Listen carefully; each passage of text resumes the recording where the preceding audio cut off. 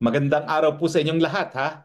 Ngayon po ay araw ng, anong araw ba ngayon? Hindi ko na maalala kung anong araw ngayon. Anong araw na nga ba ngayon dito sa amin? Tuesday, kaya po tayo merong Spokes Hour. No?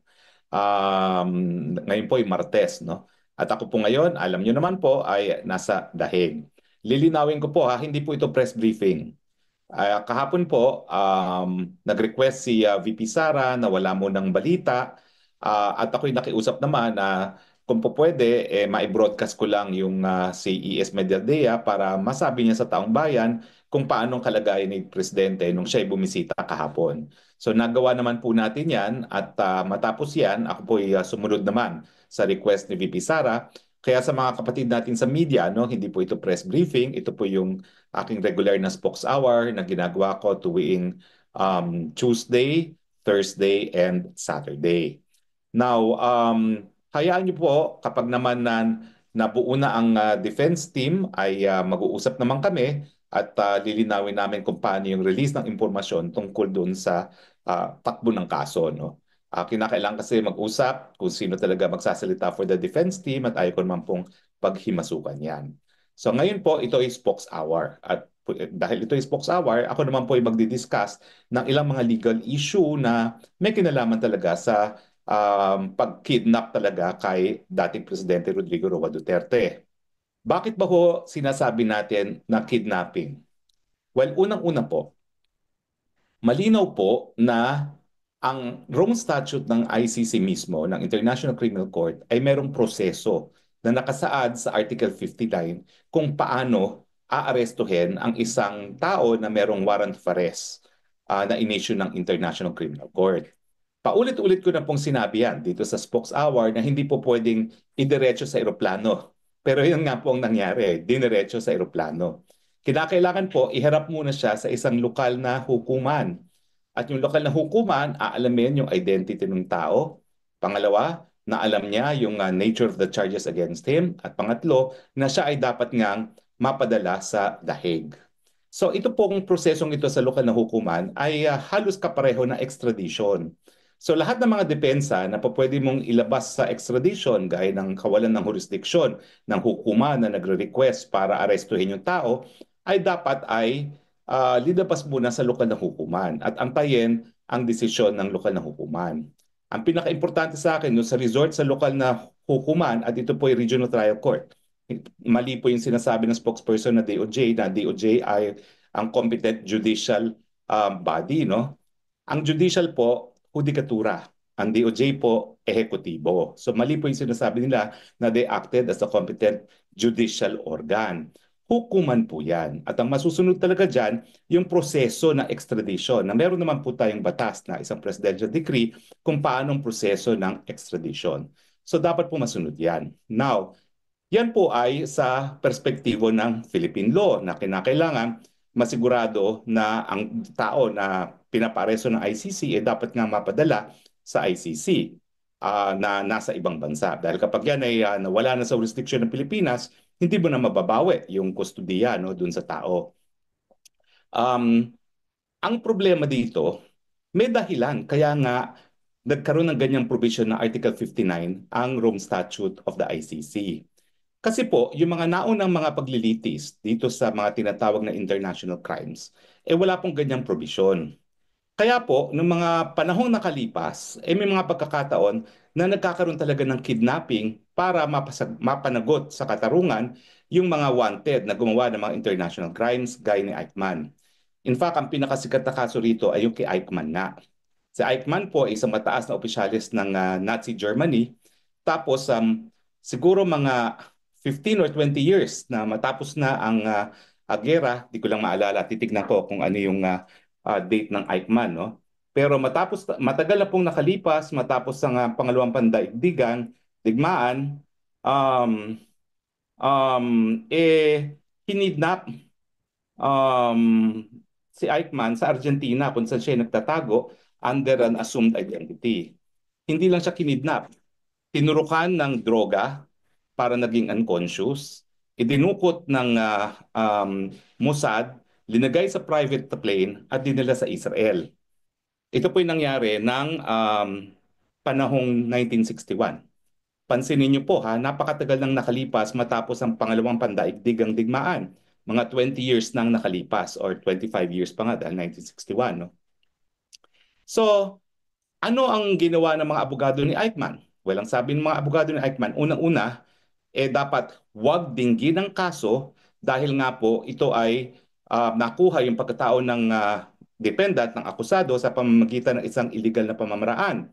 At yung pagkakataon na yon, nagprotesta rin ang Argentina na nalabag ang kanyang soberenya kasi nga yung mga Mossad na nanghidap sa kanya, hindi dapat ginapit ang kanilang kapangyarihan bilang mga ahente ng Estado ng Israel sa isang dayuhang teritoryo. No? Yan po ay labag sa territorial sovereignty na itinatawag.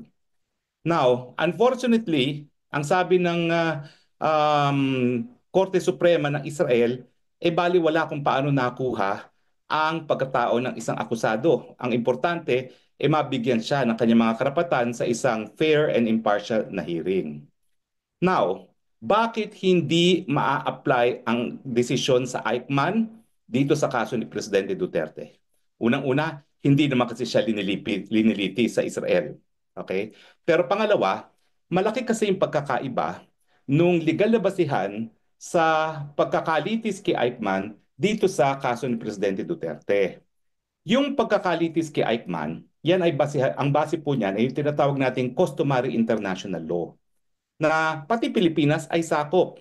At sinasabi ng customary international law na yung ang mga war crimes at crimes against humanity, miski wala kang lokal na batas, ay dapat maparusahan ang mga gumagawa o lumabag sa ganyang batas. At pangalawa, kahit nasaan nga yung taong yan, pwede siyang malitis. So ito, ang ginawang mga krimen ng Nazi ay nasa Europa, Germany at the rest of Europe, pero ang naglitis ay Israel. Maski na wala pang estadong ng Israel nung ginawa ang krimen nung pangalawang pandaigdigang digmaan.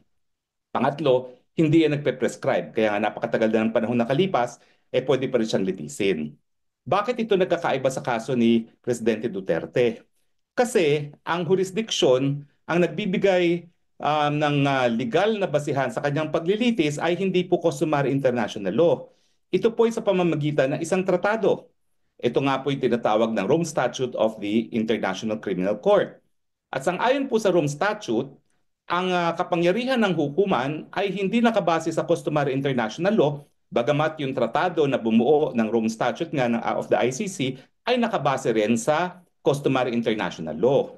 Pero yung pagpayag ng mga estado na litisin itong mga krimeneto ay dahil sila ay pumayag na kilalanin ang jurisdiksyon ng International Criminal Court at hindi po yan under international customary law.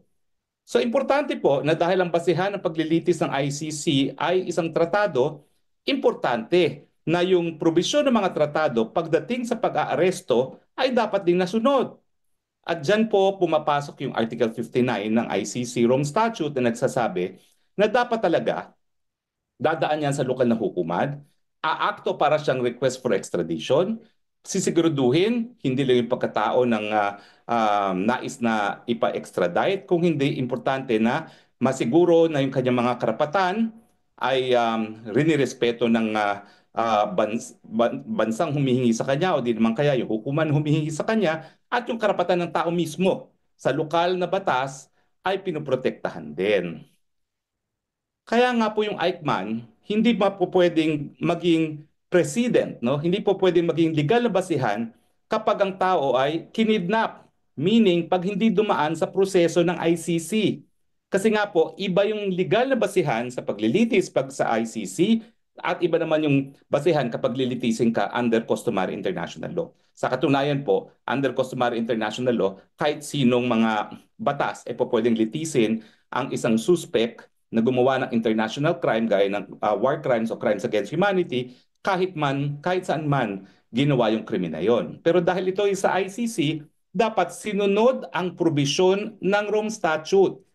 Dapat sinunod yung pagharap kay PRRD sa lokal na hukuman. Dahil ang dahilan nga na may probisyon na ganyan para maiwasan yung mga illegal na pamamaraan para mahuli ang isang nasasakdal sa ICC at madala sa harap ng hukuman.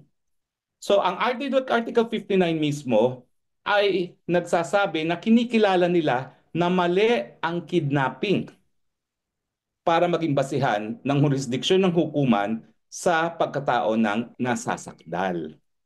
Ang tanong ngayon, gaya ng sa kaso ng Eichmann, kung mali ba yung pamamaraan ng pagkakaroon ng jurisdiksyon sa pagkatao at pag-aresto sa isang nasasakdal, yan ba'y dahilan para mawalan din ng jurisdiksyon ng hukuman? Well, ang sabi nga po ng Eichmann, hindi. Pero meron pong isang desisyon ngayon ang ating Constitutional Court of South Africa dun sa kaso ng Ibrahim versus Minister na nagsasabi na kapag illegal ang pamamaraan kung paano nakuha o nahuli ang isang akusado maski pa siya ay inaakusa ng paggagawa ng pinaka-karumal-dumal na krimen laban sa international law, yan ay dahilan para mawalan ng jurisdiksyon ang hukuman. Ngayon, anong gagamiting desisyon? Kasi sa international law, lahat naman yung mga desisyon ng mga tribunals, yan ay po pwedeng maging subsidiary source of international law. Subsidiary meaning secondary source, hindi siya primary source. Pero po pwede siyang gamitin bilang ebidensya kung ano yung customary law na nag-a-apply. So, anong gagamitin nila? Well, natural, ako, gagamitin ko yung Rome Statute mismo na patunay na talagang ang tinatanggap ngayong prinsipyo ay kinakailangan legal ang pamamaraan ng pag-aaresto. Yan ang dahilan kung bakit yung mga bansa na sumapi sa International Criminal Court ay nagsabi na kinakailangan bago ipadala sa ICC, ihirap muna sa lokal na tribunal ang pagkatao ng akusado nang masigurado na yung mga illegal na pamamaraan para magkaroon ng jurisdiksyon ng hukuman ay hindi nagamit para sa paghuli ng akusado. Ang problema, meron tatlong kaso na nadesisyonan sa ICC, yung Bamba at saka yung isa pa parang Lubanga, tapos may isa pa nakalimutan ko, D yung kaso, no? Na nagsasabi na yung pamamaraan ng pag-aresto ay hindi raw makakaapekto sa jurisdiksyon. Pero sa tatlong desisyon na yan, sinabi naman ng hukuman na didepende rin yan kung gaano katindi yung paglabag sa karapatan ng akusado. Pero sa aking paningin, yung paraan na ginawa nila para mahuli si dating Presidente Duterte ay nagresulta sa napakatinding paglabag sa kanyang karapatan. Unang-una, nakita niyo naman, sabi nila doon sa kanilang sinumite na sa habeas corpus na sinampa namin para kay Congressman Pulong na binasahan daw siya nung warrant of arrest. Hindi po totoo yan. Kasi wala pong pinakitang warrant of arrest. In fact, nagkaroon lang siya ng access sa warrant of arrest ngayong araw na ito. Kasi kagabi, bago pumasok sa detention facility si Attorney Kaufman, nagpa-print sa akin ng isang kopya ng warrant of arrest. At ngayon pa lang nabasa ni Presidente yung warrant of arrest laban sa kanya. Ilang araw na nakalipas matapos na siya ay naaresto at napadala rito sa dahig. Pangalawa, hindi lang niya hindi lang hindi lang niya nakita ang warrant of arrest, hindi rin siya sinabihan ng kanyang mga karapatan. Ang binasa lang ni General Torre at nakita ko naman ito sa Facebook ay yung mga karapatan ng akusado sa lokal na hukuman. Hindi naman sinabi na meron din siyang karapatan na iharap sa lokal na hukuman at ang pinakaimportante pa na meron siyang karapatan na humingi ng interim relief for provisional liberty sa lokal na Pilipinas na hukuman. Kaya nga po mali yung sinasabi din nung Castro na dito daw sa Hague haharap sa lokal na hukuman ang presidente. Hindi po. Diretso na siya sa ICC, hindi na dumaan sa lokal na tribunal. So nakikita nyo na yung mga tao ng administrasyon, hindi alam ang sinasabi nila. Yung sabi ng spokesperson ng DOJ na sila ang competent judicial organ, ehekutibo po sila, hindi sila hukuman. At saka yung sinasabi ni Castro na lokal na Dutch court daw, hindi po Pilipinong hukuman iyon. At dahil hindi nga sumunod sa probisyon ng Article 59, naging kidnapping. Saan ka naman nakakita? Inaresto, um, hindi binigyan ng kopya ng warrant of arrest, hindi isinabi ang kanyang karapatan sa ilalim ng Rome Statute of the ICC na naging legal na basihan kung bakit naaresto ang dating presidente. Ngayon, um, Anong remedyo? Well, tsaka na natin pag-usapan yan kasi nga hindi pa buo ang kompleto ang defense team, no? At ako naman po, bahala si Presidente Duterte kung sinong pipiliin niyang mga abogado. Sa ngayon po, ang napirmahan pa lang niya si Kaufman at saka si Attorney Medaldea. Um, Wala pa po akong nalalaman kung napirmahan na, bagamat kanina po, nakatanggap ako ng email sa detention facility na hinihingi yung passport ko, yung PDF version na aking passport, no? Importante po kasi makapasok ka doon as a prospective counsel, tapos ikukumpirma ni Presidente na isa ka sa kanyang mga abogado. Pero okay lang po yan, miski hindi ako makuha ang abogado sa ICC, ako naman po talaga ang advisor ni Presidente Duterte pagdating sa ICC 2018 pa. Siguro, ang pagkakamali talaga naman pong dahil hindi naintindihan ng marami ang anyo ng ICC, sa tingin nila baka imposible mangyari ang mga nakikita na natin ngayon. Yan po ang katotohanan. Pero as much as I could, inexplain ko naman po kay Presidente Duterte as early as 2018 kung ano yung proseso at kung bakit may posibleng umusad yung kaso sa ICC, bagamat hindi sa ganitong pamamaraan. Dahil sa tingin ko nga po, pati yung provision ng Rome Statute ay nalabag.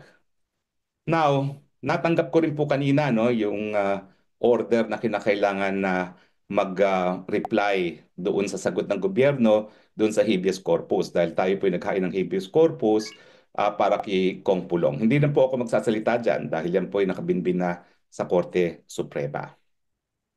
Pero ang isang issue doon ay paano ka pa mag-habeas corpus na wala na sa jurisdiction ng Pilipinas. Okay? Sa akin po ay sasagutin po natin yan sa ating pleading. Pero dahil nga po yan ay kabinbin, hindi ko na muna po sasagutin sa ngayon. Now, paumanhin po dahil nga po meron ng at least 3 miyembro ng panel ng defense team pero 2 pa lang ang kinikilala ni Presidente Duterte, hayaan muna po natin matapos si proseso. Ulitin ko po, no? Bahala po si Presidente Duterte kung siya ay pipirma na ako ay isa sa councils niya, no? Pero wala pong makatatanggi. Pati po si E.S. Medialdea, si Senator Bongo, nung kami magkasama pa ni Presidente Duterte, maraming pagkakataon po na ako ay nagkaroon ng formal na briefing sa kanya sa ICC. Okay? Kaya po, hindi sinungaling ako, hindi po kasinungalingan yan na ako ay abogado talaga ni Presidente Duterte sa ICC dahil yung pagbibigay ng advice sa kanya ng briefing ko anong ICC, naging kliyente ko talaga ang Presidente Duterte. Okay? So, wala pong pagkakamali dun sa sinabi ko na ako ay talaga ay abogado ni Presidente Duterte pagdating sa ICC matters.